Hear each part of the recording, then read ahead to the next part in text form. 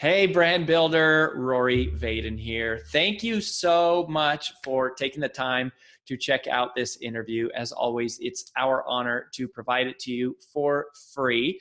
And wanted to let you know there's no big sales pitch or anything coming at the end. However, if you are someone who is looking to build and monetize your personal brand, we would love to talk to you and get to know you a little bit and hear about some of your dreams and visions and share with you a little bit about what we're up to see if we might be a fit. So if you're interested in a free strategy call with someone from our team, we would love to hear from you. You can do that at brandbuildersgroup.com/podcall, brandbuildersgroup.com/podcall. We hope to talk to you soon. I have to say that one of the most powerful forces in the world, I think, is marketing automation.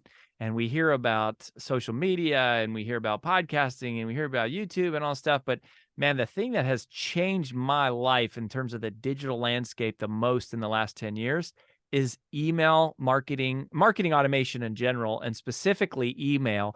And we're going to talk about that today with someone who is definitely an expert on the subject. We're talking to Nathan Barry.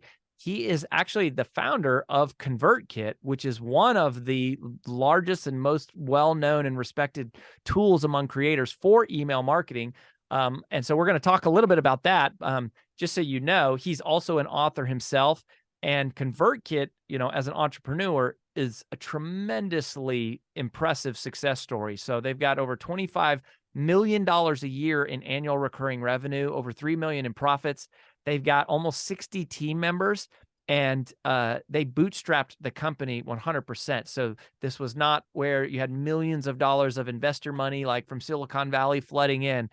They built this for creators, and Nathan was a successful blogger before and just kind of created this himself. So he's also the dad of 3 boys, which I can appreciate. I've got 2. So anyone who's got more than me, I'm like, man, I don't know how you do it, but brother, you've done a bunch of awesome stuff, and thanks for making time for us. Yeah, thanks for having me on the show. So I'd love to just hear the story of ConvertKit, like your personal journey, because you started as a blogger, right? And then all of a Yep. sudden you kind of were like, saw the need for this, and then how did it go down? Yeah, so my traditional skill set is software design. I got started in web design and then started building software for the web. And then when the iPad came out in 2010, I was working on a team that was trying to have an iPad app out the day the iPad was released, which was a fun challenge of designing and trying to test an app all in the simulator. The device doesn't exist yet. And it was fun, going to the Apple store and buying a dozen iPads, on launch day and testing our software and all of that. So that was a fun world. And I got pretty deep into, iPhone and iPad app design. And then from there, I had this idea that if I wrote a book about designing iOS apps, then people would want to hire me to be the one to design their app. And I thought, I'll make money from this book too. This isn't a charity, but the main thing that I want is design clients. Sure. Right? You want to hire the guy who wrote the book, obviously. Of course. And so what I did, I built up a small pre-launch email list on MailChimp, got to 800 subscribers, teased that, wrote the book, self-published it. And my goal was to make $10,000 over the lifetime of sales for the book and see how many clients I could get. I ended up launching it and I made $12,000 on the first day and never took on another design client. Nope, that world is, I'm not a freelancer anymore. I'm a content creator and this is what we're doing going forward. I love it. And I love it. Really quick in the process, I had made my own iPhone app that was a habits app called Commit. It's not around anymore, but there's other apps that do similar stuff. It was just for building a streak. And I had this streak of writing 1,000 words a day. And so after I published the book, my app popped up and said, hey, you're going to write 1,000 words today. And I was like, no, I've published the book, but it was I saw 80 days in a row and I didn't want to break the streak. So I was like, you know what? I'll write a blog post about the book launch. So I did that, shared the numbers. And then the next day the app did what it did and popped up. It was like, are you going to write 1,000 words today? And I was like, no, I don't have anything to write. And it was 81 days in a row. So I was thinking you know what? I'm going to write another book. And so I wrote another book on designing web applications. So similar topic, different medium, and wrote, edited and published that in like just over 90 days. So it was self-published also. Self-published as well. Okay. Made 26 grand in sales on the first day from that. And I was off to the races. But in that process, I really got obsessed with email marketing. And I was seeing that all of the sales were coming from the email list, and that was where, like, giving away a sample chapter, getting people an email list, and then dripping out emails, and then them coming back and buying the book. All these things were working super well. And it was driving more sales than like Twitter and Instagram and everything else combined. And I told this to a friend of mine who'd been in online marketing for a long time. What year is this? 2013. Okay. Yeah. So talking to this friend who's been in online marketing forever, I'm like, hey, email is driving more sales than every other channel combined. And he just looks at me and is like, yeah, man, we've all known that since 2005. Like, do you want a gold star? Like, this is not a new Great thing. epiphany. I was going to say 2013 is not that long ago. Yeah. And so, but it was brand new to me. And so really I became obsessed with email and email marketing, learning all the best practices. And then I just got really frustrated with MailChimp of trying to like implement these best practices in that tool. And looked at all the other tools. There were others that were like, had more automation, were powerful, but was super confusing. And I'm like, I'm a designer. I got to use something that's like elegant and beautiful.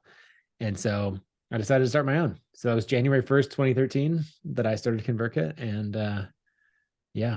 just over a decade later, it's a giant company used by, most of the top creators like James Clear, Tim Ferriss, Ryan Holiday.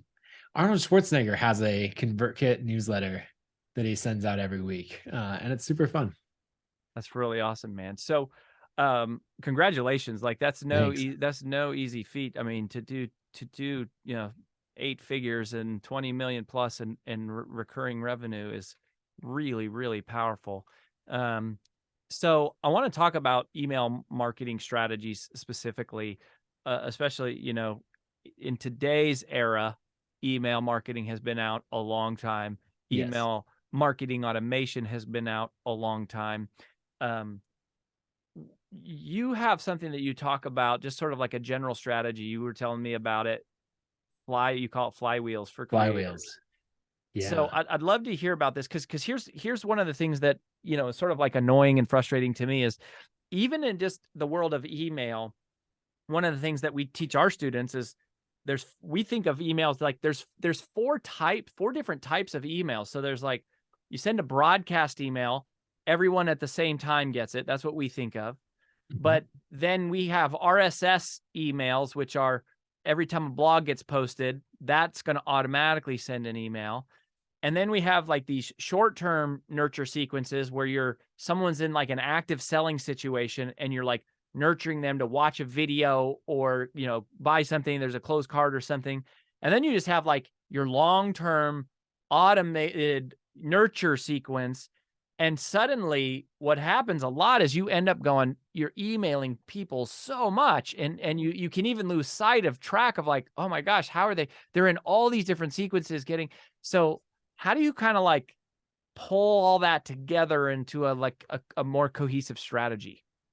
Yeah. Well, the first thing is that a lot of people end up in a position like I did where they realize how powerful email marketing is and then become obsessed and they go like way off the deep end.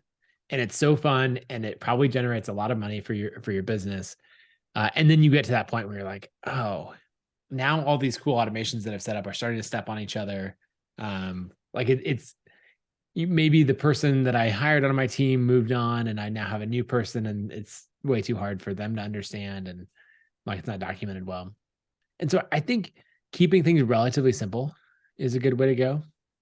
Like one example that I really like is doing something called an evergreen newsletter. And this is where instead of sending, let's say half your content that you send out is really timely. Hey, I'm going on book tour, podcast episodes coming out, or you want to like respond and comment to recent news that just happened or ride some wave of some conversation in like mass media. Maybe we send that email as a broadcast every Tuesday.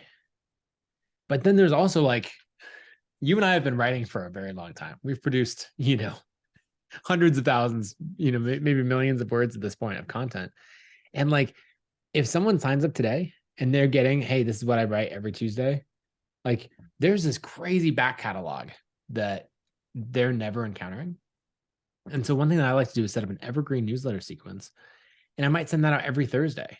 And that is actually a sequence timed when you join. And it's like, hey, here's my best content over time. They don't really know that one is the same email to everyone at the same time, and the other is like timed just to them. They're just like, I don't know, Nathan kept like every Tuesday and Thursday, he sends me great content. And so I could have an evergreen newsletter sequence that's 50 emails, 100, 104 emails long, and I got 2 years of content. And that's just working for me. And I go, oh, this is a great article that I'm really proud of.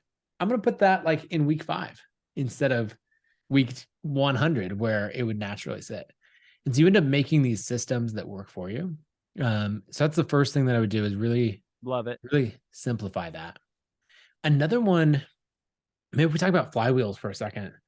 When was this? Back in 2008, I got the opportunity to do like some public works projects in Lesotho, which is a little landlocked country inside of South Africa.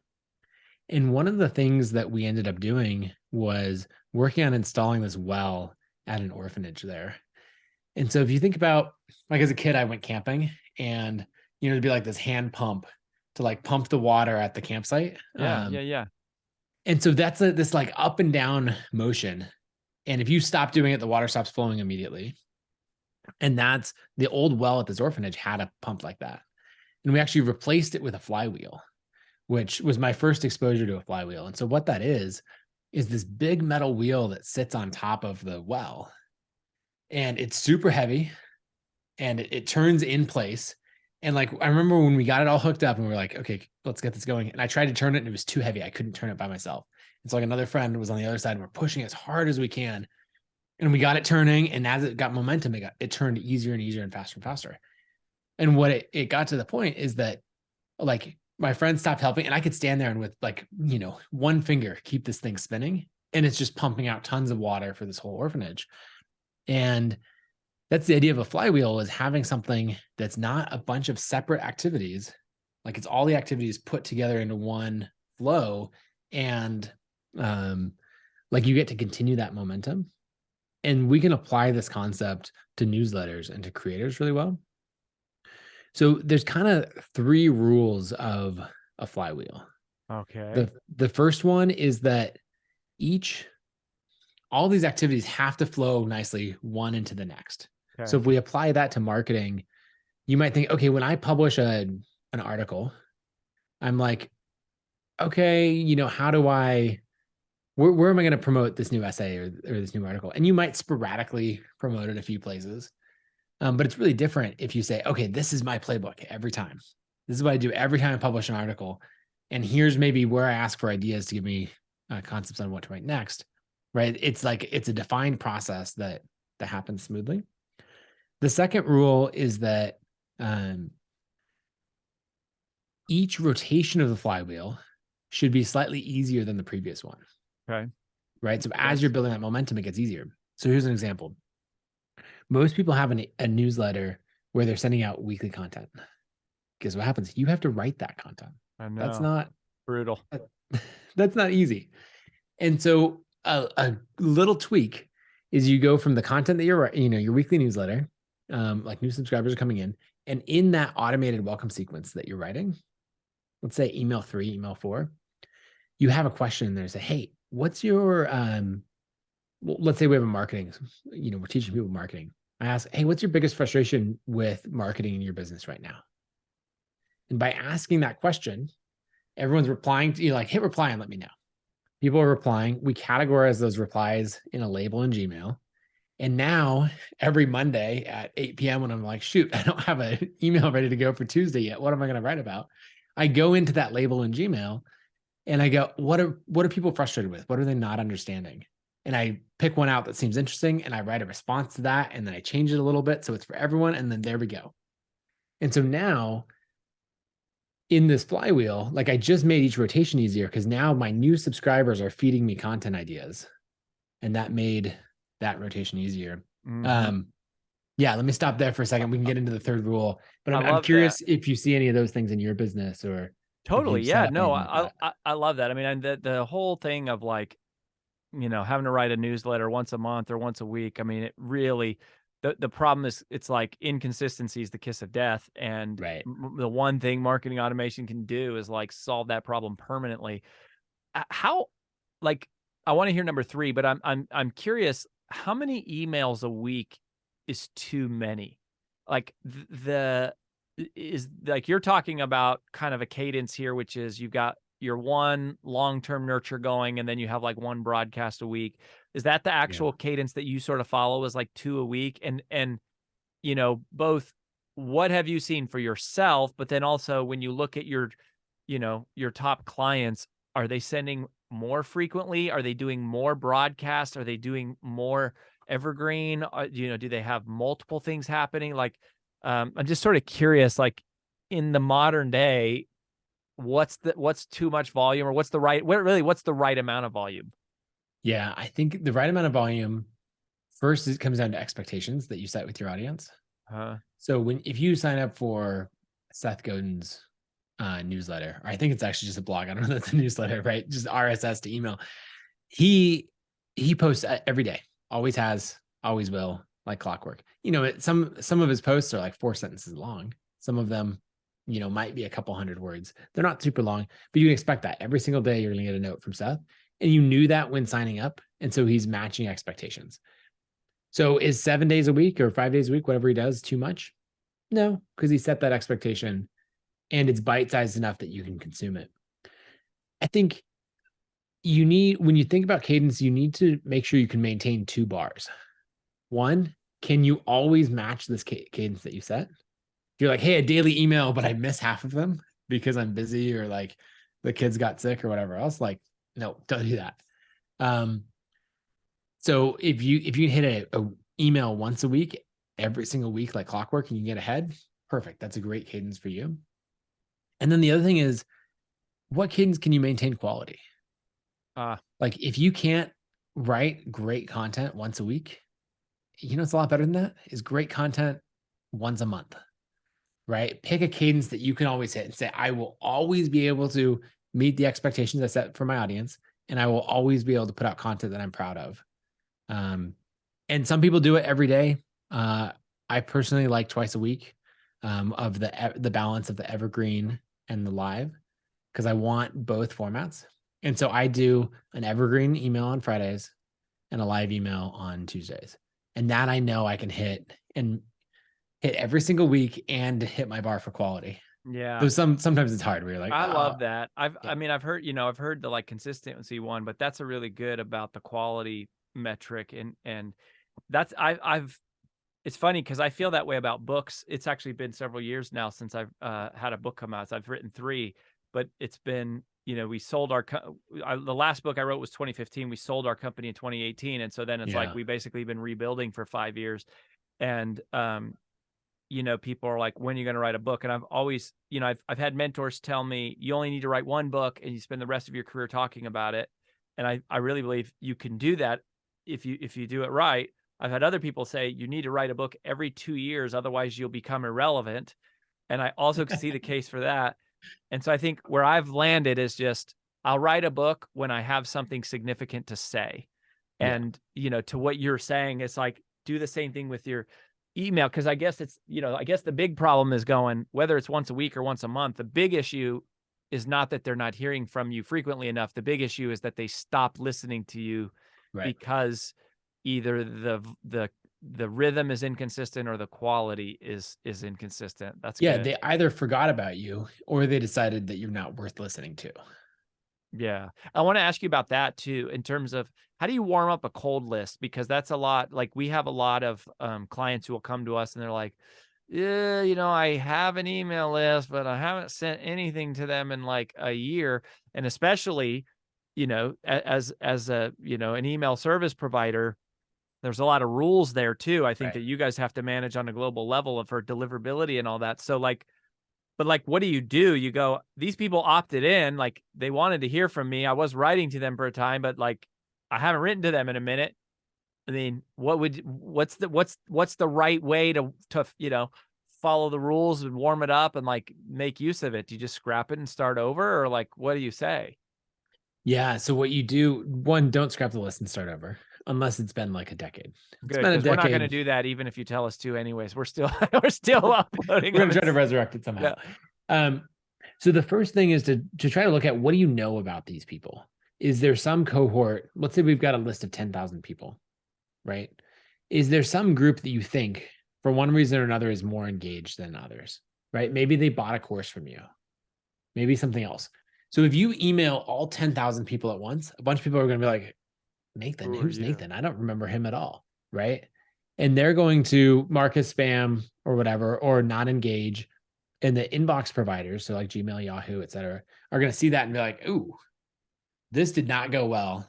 And then my reputation, my domain reputation that I have, is going to go down, right? My nathanberry.com domain will not be as respected by the inbox providers because of that. And I'll have a harder time reaching the inbox.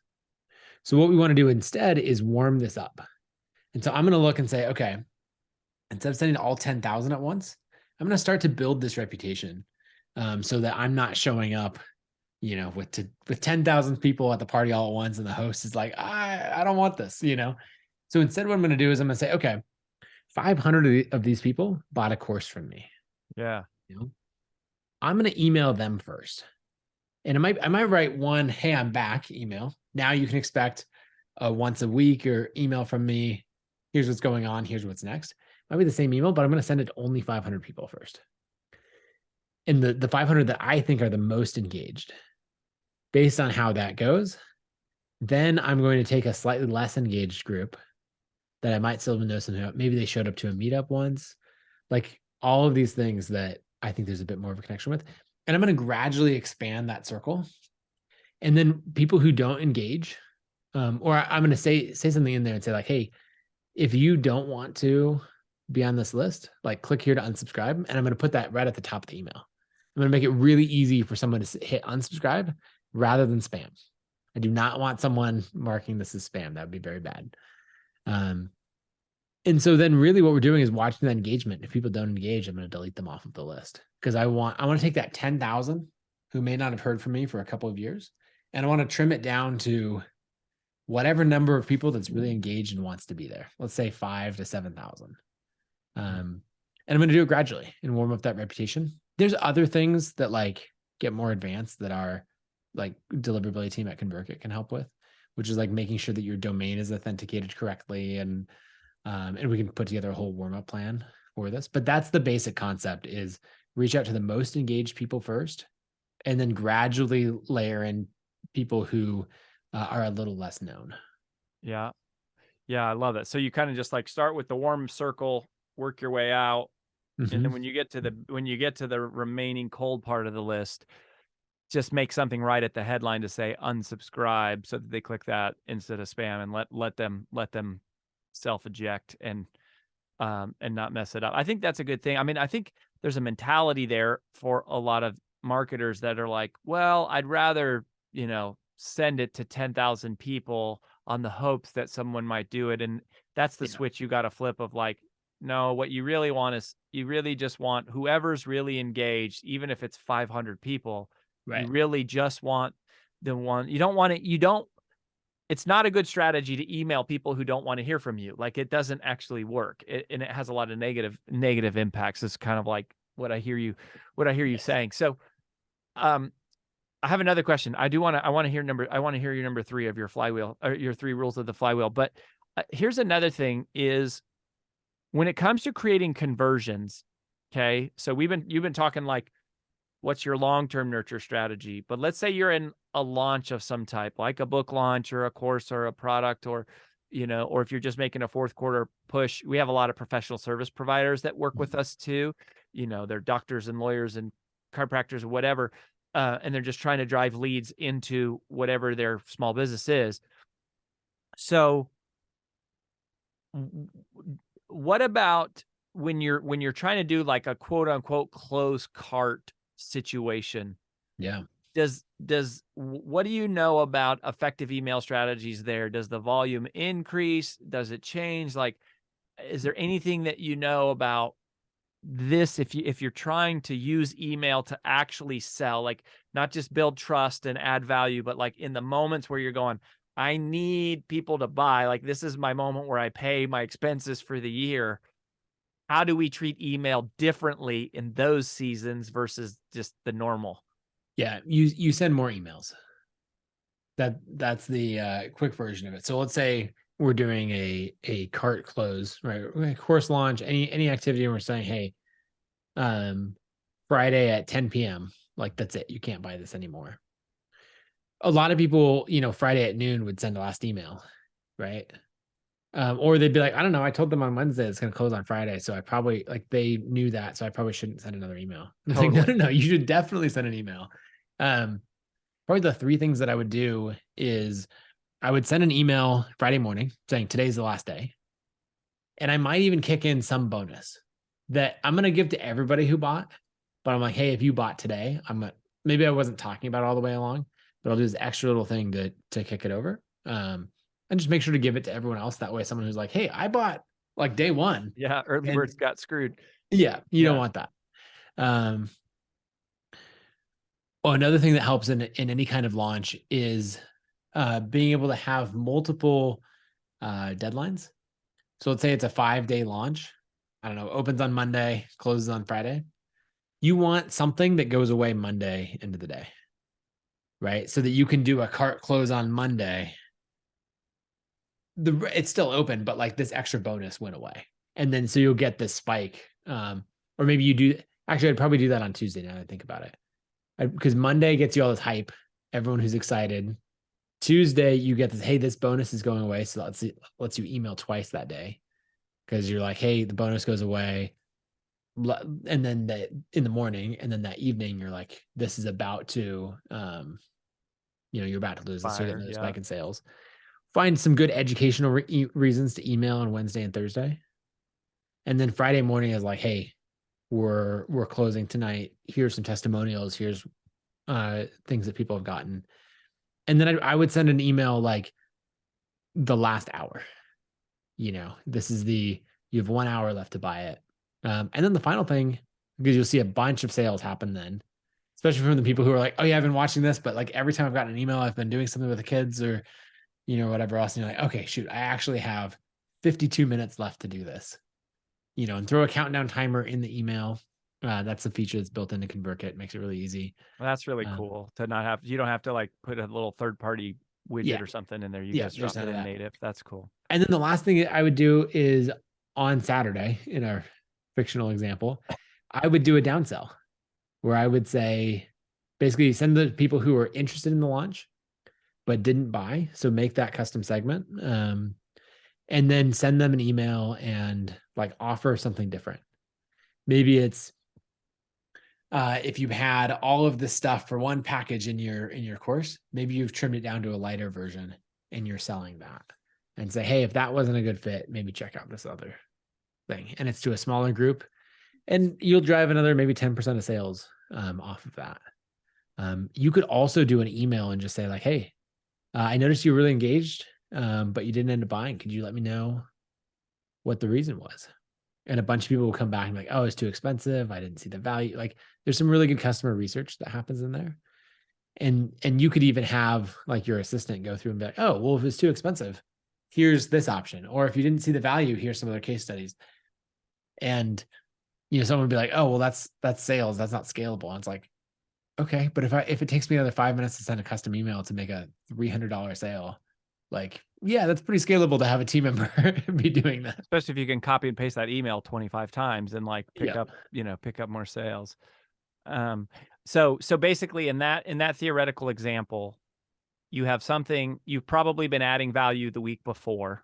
Yep. And then when you actually have to build up to the launch, like, yeah, it's so important. Okay. And then when you open the cart, you have like one email on Monday. I would. A lot of people will send more emails. But yeah, I'm going to end up sending 8 emails in 5 days, basically. It's kind of the cadence. Yeah. So you got basically 1 on Monday, you got 2 on Tuesday with like that early, basically the early bird bonus. and then one on Thursday, one on Wednesday, one on Thursday. So that's 5, and then 3 on Friday. That's like 8. 2 or 3 on Friday, and then definitely one on Saturday. One on Saturday. Mm-hmm. Yeah, I love that. And you'll get unsubscribes. Another quick little tip is, this is another thing that ConvertKit's good at, is putting a little link in there and just saying like, hey, we are talking about this product all week long. If you don't want to hear about it, but you don't want to unsubscribe, click this, and I won't send you another email this week. And like next week, we're back to our regular scheduled programming, and it'll just pause that for them, because someone will be like, look, man, I'm not going to buy it, for whatever reason, but I love your content every week. And you just don't want that person to get annoyed. And so right at the beginning, and actually the week before, you can say, hey, we're rolling into launch week for this. I'm going to be talking all about it. If you don't want to hear about it, click this link and we'll skip next week, and I'll see you later, or I'll see you soon. And that'll save a bunch of unsubscribes and let people kind of control their preferences. Mm-hmm. Yeah, I love that. I love that. And I mean, it goes back again to just this idea of, there's this like weird thought that marketers have that somehow if they spam people enough, that someone who is not interested will like accidentally decide one day to buy interested. and just become beat interested. them over the head with it more. Yeah, and then they'll get excited about it. And it's like, it's the opposite. It's like, if they don't want to hear from you, let them not hear from you. Or if they don't want to hear from you so frequently, let them slow down the cadence, until they're ready. That's the whole point of email, is you're just nurturing them in an automated fashion. And then you will catch them on the next launch or the launch after. But if you annoy them, you lose them here, and then you taking money out of your future pocket. So I love that. So I want to go back to number 3. You said there's 3 things a great flywheel should have, and then I want to hear a couple specific. I have a couple specific questions for you about ConvertKit. So, what's the third part about the flywheel? Yeah, the third rule is that every rotation of the flywheel should produce more results than the previous rotation. So going back to the rules, right? It needs to be in sequence. These can't be scattered tasks. The second rule is each rotation needs to be easier than the previous one. And the third one is that it has to produce more results than the previous rotation. So if you think about that, like, wait, our rules are that rules 2 and 3 together is like, it has to get easier over time and it has to produce more simultaneously. Like, that's kind of a high bar to hit. But there's a lot of creators that have done this. So let me give you an example. There's a creator, his name's Sahil Bloom, and he writes a lot about habits and mental models and business and all of these kind of things. And he's popular on Twitter. And so he's built up a good sized following on Twitter.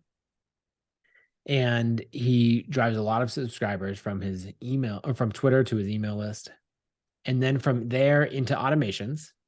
And he's got a few things going on here. He does a referral program where he says, hey, if you refer 3 friends to my newsletter, then you get this extra guide that I wrote for free. And so that means every subscriber that comes in, maybe 10% of them refer friends. And so that turns into, every 1 subscriber turns into 1.1 or 1.5 subscribers. And that goes from there. The next thing that happens is he's got paid products that he's selling. That's pretty normal. So he's making money off of every subscriber from there. On from there, he's in something called the ConvertKit Sponsor Network. And that's where we sell advertising sponsorships for his newsletter on his behalf. And so he's making a good amount of money from that. And he's actually taking all of the money that he makes and pouring that back into advertising to grow his newsletter faster. And so what happens is, if we put some actual numbers to it, at the beginning, or like February 2023, he had 200,000 subscribers on his list. And that's growing at a pretty decent pace from social.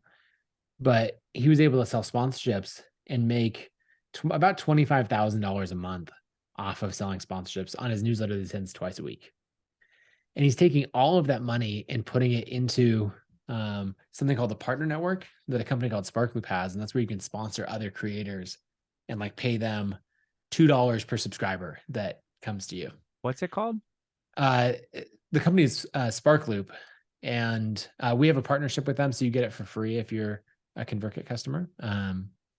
But it's their partner network. And so basically you can say, hey, I'll pay $2 for every engaged subscriber that someone sends to me. And then creators can go browse it and say, oh, I like Nathan's stuff.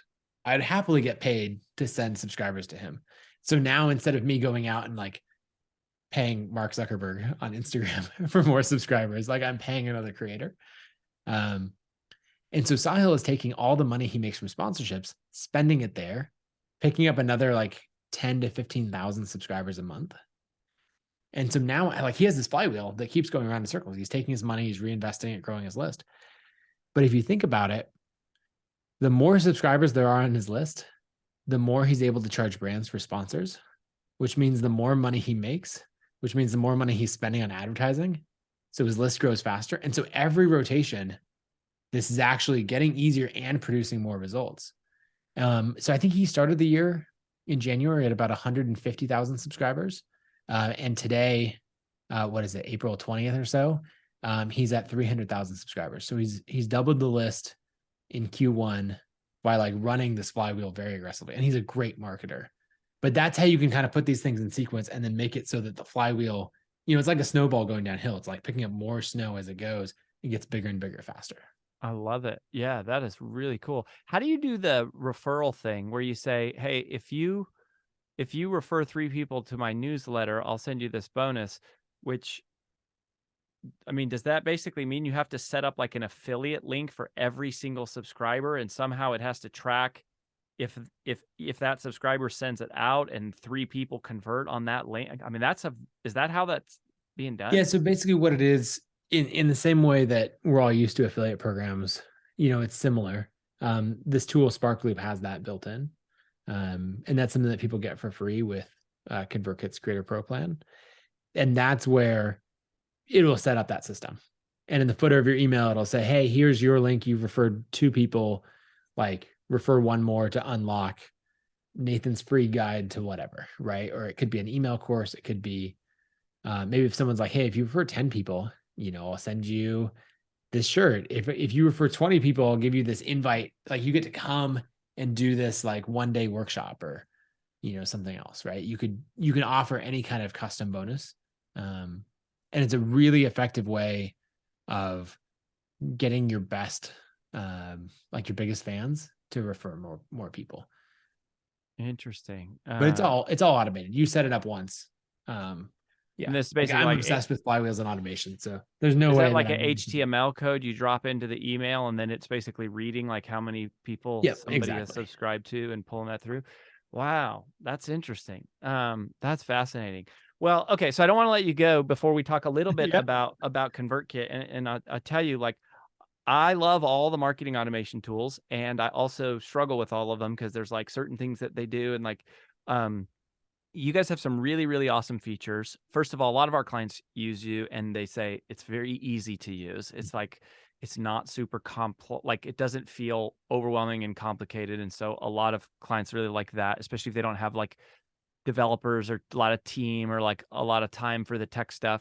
One of the features that y'all have that I don't think I've never seen anybody else have, and I told you this before, and I was like, it's really an amazing feature, is to send emails based on zip code radius to say, segment my list by people who are all within some radius range of the zip code, which is huge for anyone that does any type of events, event marketing and for book tours and stuff like that. Or even if you're a speaker and you're like going, I want to have a meetup in all these different places.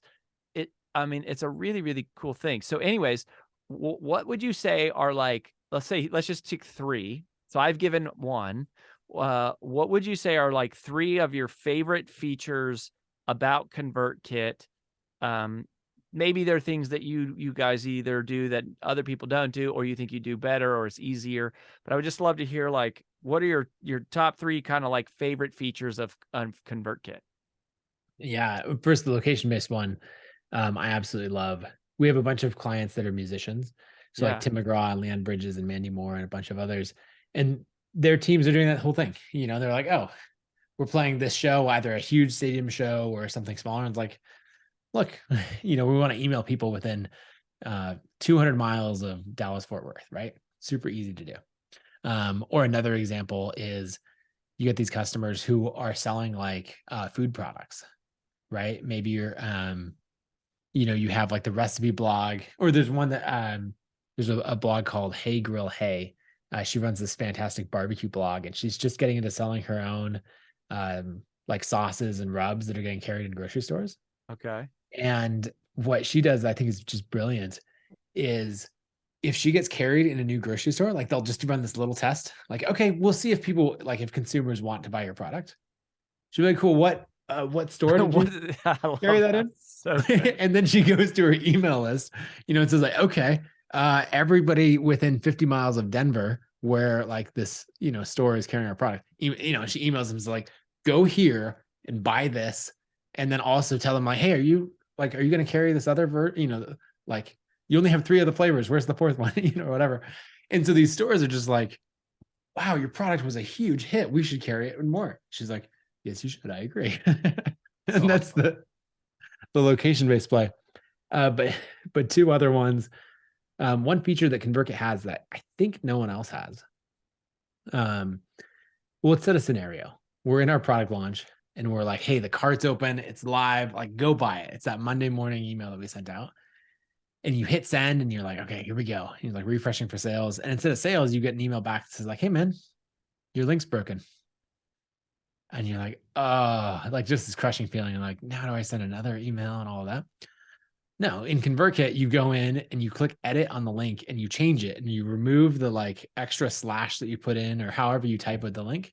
You fix it and hit save, and all the links come through and click through automatically correctly. So it like you can edit embedded links after you've sent them out. Yeah. And as far as I know, no other email tool lets you do that. That's cool. I don't know of another tool that does that. I mean, that's pretty awesome. I mean, it was like one you hope you never have to use, but man, if you did need to use if you it, do, it's there pretty, for you. It's pretty clutch. Yep. Like we've got your back. There's a bunch of other fun things, and like, like we'll automatically check to see if any of your links are sending to a 404. We'll check your subject. Like we'll do a bunch of stuff like that for you automatically before you hit send. But probably the picking 3. I love automations, like as a feature, and pretty much every email tool is going to have automations. Things that I like about ours is you can click into an email sequence and see all the emails listed down the side, so you can move between them really quickly. And so it's easy to see like, oh, what did I send them last week? Or what was yesterday? And you're not like backing out and going back in or opening a ton of tabs. You're just like clicking between them. It's really fast. I'm like a nerd. That's handy because a lot of the time you lose is just in the extra clicks when you're building these things, is like click in here and then click in here and then click in here to edit it and then click back out and click back out. Yeah. So making things load really quick. And then really like these advanced things that you'd have to normally be like a marketing automation expert to implement. We've got all these recipes, like shared automations inside of ConvertKit. And so you can go through and be like, okay, like give me the book launch template and let me load that in and then just edit it for me. So it's really like, how do we take something that before only the experts could do and make it so it's approachable for you mentioned that like you mentioned that like deadline sequence sort of countdown timer inside of an email. That's a cool thing because normally you'd have to use like a third-party plugin or like how do you install it? Like paste in this HTML. Nobody knows how to do that. No one wants to. So it's like click the little plus icon, select countdown timer, set the date you want it to count down to, hit send on the email. Yeah, that's really cool. That's awesome, man. Well, just so everybody knows, like if you go to brandbuildersgroup.com/convert, that is our affiliate link for ConvertKit. So we are, been fans of Nathan. A lot of our clients use ConvertKit. I wanted to have him on the show so you could like hear, his story and what they're about. We've heard great feedback on it. Some of these features are really, really hard to find. So, Nathan, this has been awesome. Like, what's the vision for ConvertKit from here? Like, where do you think you guys are going? Like, are there any big things ahead in terms of like what you're working on, or what's in the future? Yeah. So our company mission is that we exist to help creators earn a living. It's deeply personal to me. I grew up in a family where money was really scarce. And when I learned about making money on the internet, I was like, does everyone know this? Like I want to make this accessible to as many people as possible. And so everything that we're coming out with, whether it's our sponsorship network that we're building, it's still in the early days, or ConvertKit Commerce, where you can sell digital products, or even this new partner network that we're working on with SparkLoop, those are all about like, hey, how can we make it easier? Like, how can we get creators paid? And so that's really what we're building, is like turning all of this into a flywheel that someone can sign up and say, hey, whether you have like 500 subscribers or 50,000 subscribers, there's a lot of great ways to make money. And so that's kind of next. That's the North Star. How much money can I pay to creators every single month? And then whatever crazy ideas I can dream up that makes that easier. I love it. Well, thanks for what you're doing, man. Thank you for supporting creators. We have a shared, united passion for, we call them mission-driven messengers, but like we, and the tools matter a bunch, and they're making a big difference, man. So we wish you all the best. We'll stay connected. Again, go to brandbuildersgroup.com/convert if you want to learn more specifically about ConvertKit. And Nathan, I'm sure I'll talk to you again soon. Sounds good. Thanks for having me.